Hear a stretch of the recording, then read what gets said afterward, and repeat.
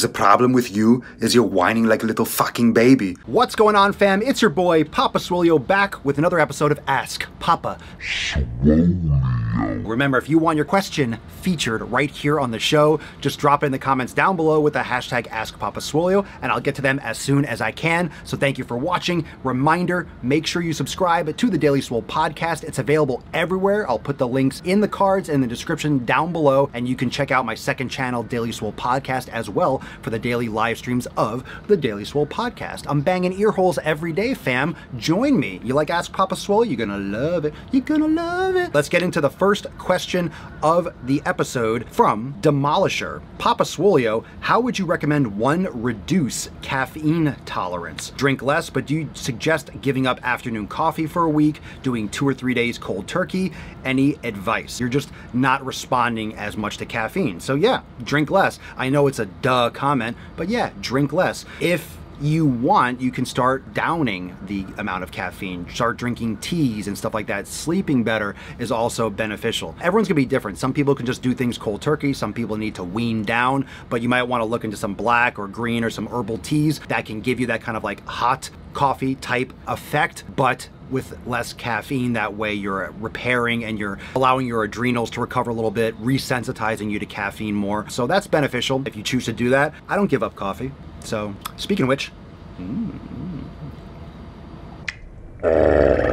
oh, Papa Swolio, you're so funny. Question from Ashton Jacob. Papa Swolio, what do you advise for someone who has been sedentary for a majority of their life? What is the best way to begin in the gym? Great question. I would recommend you start, believe it or not, with a regular yoga practice. The great thing about yoga is that it will strengthen all the muscles that you need strengthened before you begin a overload program like with weights. That's all well and good, but you need to be able to move properly. And if you've been sedentary, that means you have potentially a lot of imbalances, tightness in your ankles, in your knees, in your hips, in your back, and your shoulders, and you need to learn and reconnect with your body and how to move. Yoga is going to take care of you moving in multiple planes of motion. It's going to take care of stabilizers, isometric holds. It's going to take care of that fundamental base layer of strength that you will need before you start into a progressive strength training program. Question from Chick-fil-A. Yeah. Papa Swolio, how many days should I train my glutes? That's a great question. I would say it depends on your overall training program.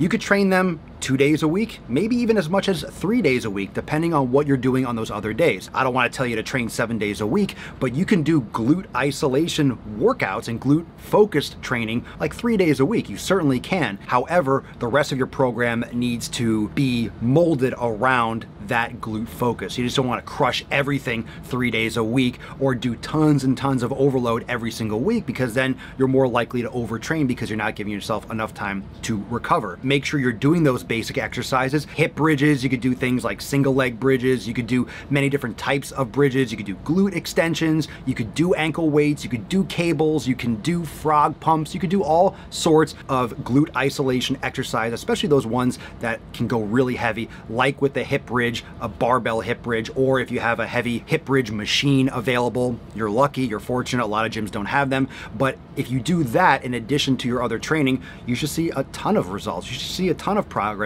Mix in heavy days and lighter days with more reps, just to get your body consistent on those 2 or 3 days a week, and then take it from there. Question from Metal Peanut. Ooh, don't break a tooth. Papa Swolio, what's your opinion on childhood obesity? It fucking sucks, and it's the parents' fault. Childhood obesity is an extreme problem, but there's nothing else to say that it has to start from the top down. We have to teach the kids properly, but it begins with the parents. And the issue socially is that you can't tell a parent how to raise their child. Don't tell me how to raise my child. Well, if your child is 8 years old and weighs 200 pounds, someone needs to tell you how to raise your child, or they need to be taken from you because you're killing the poor guy or girl. I mean, I've seen big fucking kids. So it's a huge problem, but it starts everywhere. It starts with education, educating the parents, educating the children. The schools have to be involved. I mean, it's a hot mess on so many levels. Question from Ryan Fisher. Papa Swolio, Swolio, due to physical disability, when doing chest presses with free weights, my arms bounce around. Would it be better and safer for me to stick with machines, or should I push the free weights to try to control the balance? That's unfortunately a vague question. I don't know what your physical disability is, so I would recommend, because I don't have all the details, that if you do free weights, which it sounds like you do them, I'll recommend that you have a professional spotter there that ensures that you're not going to hurt yourself. If you're training on your own, just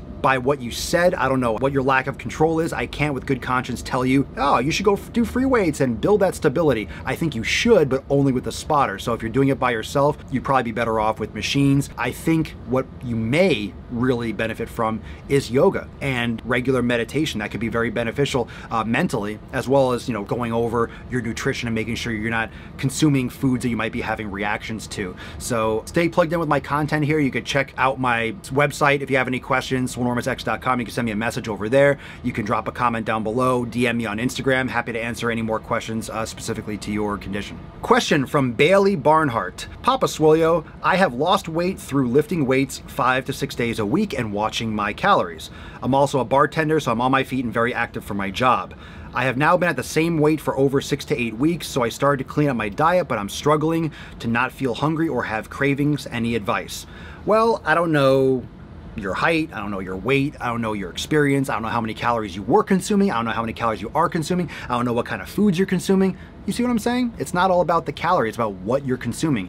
If you're eating quality foods, if you're eating the right foods, check out my content on the elimination diet. If you're eating the right foods for your body, you're not going to be having the same types of cravings. You might also benefit more from something like intermittent fasting. I don't know if you have a time-restricted eating window, but that could be something that benefits you more based on your schedule. But if you're a bartender, chances are you're bartending at night, so your sleep might be affected. Don't know what you're eating or drinking on the job. Not saying that you are, but there's all other variables I don't have information here for. It's not all about watching calories. You might not be training hard enough. You might still be consuming too many calories, but it's okay to plateau. Check out my video that I did the other day on plateaus. It's normal for your body to plateau. It's normal. Your body is trying to get to that even level. So unless you are analyzing and you're calculating and you're measuring everything really specifically, because I don't see any numbers, it's just kind of like vague concepts. If you don't know exactly how many calories you're consuming, if you don't know exactly what your maintenance level is, if you don't know all those details, then you have a lot of work to do and I can't really help you. So you have to know those details. You can't change something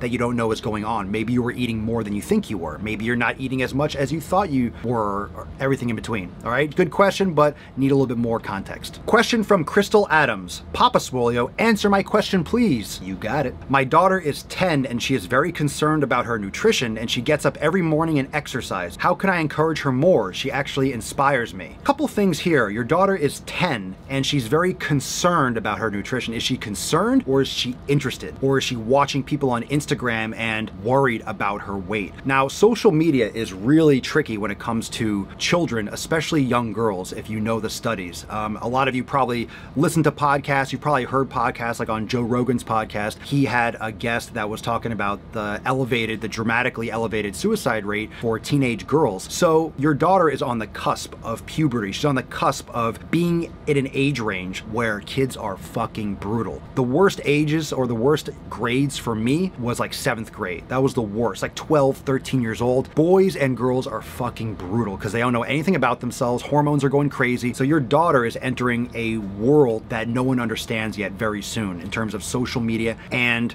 just evolution, just biology. So it's okay for her to like nutrition and to want to take care of her health, but just make sure it stays with healthy context. That's your role as a parent. And I don't have kids, so this is just, of course, I'm just looking at this from a different lens. So anyone else that has opinions and feedback, I think it'd be great, because I know a lot of parents watch this channel. Drop in the comments down below, and Crystal, you can check out those comments later. So I like that you want to encourage her, and I do think that's what you should be doing. You should be supporting her, but you should be giving context to her approach to nutrition and exercise, and make sure that it's coming from a healthy place, not a, my body, I want to make sure it looks good, I want to look good for pictures for Instagram, I don't want to get fat. She's too young for that. She needs to be a child. But I think you should encourage her more by doing it with her, by showing her the right ways to go about it and doing it together and having a great relationship in that sense. So as long as you give her some context and guide her through this, difficult time that is approaching rapidly, I think that'd be the best way. Question from Amina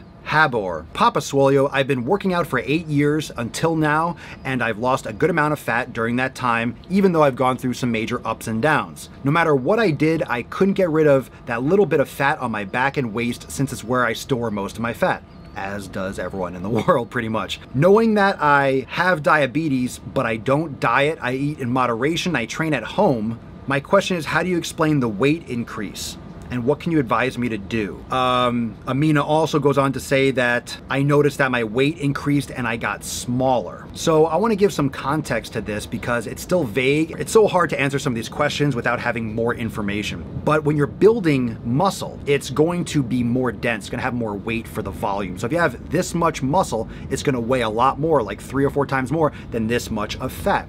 So if you've been working out for 8 years, your weight should increase or could potentially increase even though you're getting smaller, if that's what you mean. So don't worry about the weight increase. If you're not doing body fat measurements, and if you have diabetes and you don't really specify whether you have type 1 or type 2, but if you're dealing with other things like that, your main goal is your health. Your main goal is your health, not whether or not you hit a specific weight. So it sounds like you're doing great. You're doing more and better than 99% of people in this world. You're exercising regularly and for 8 years and you're building muscle.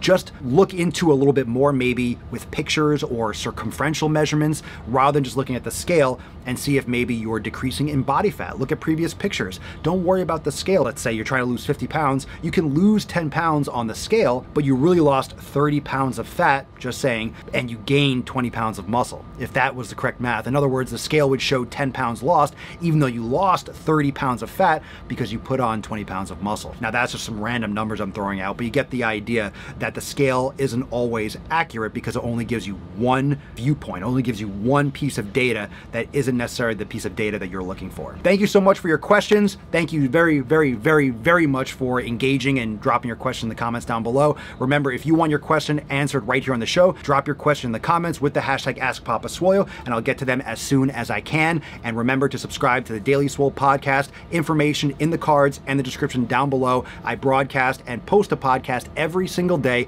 You can also catch the live stream on my second channel, Daily Swole Podcast, right here on YouTube. Until next time, peace out, fam. Click the link, motherfucker! Click the link! Click the link! Watch another video, like and subscribe. I know you want to. You know you want to. Come on, everyone knows you want to. You love Papa Swolio. You love the man bun. You love the sick bugging gains. You love it. Oh, oh, oh. You love it. Oh, oh, oh, oh, oh, oh.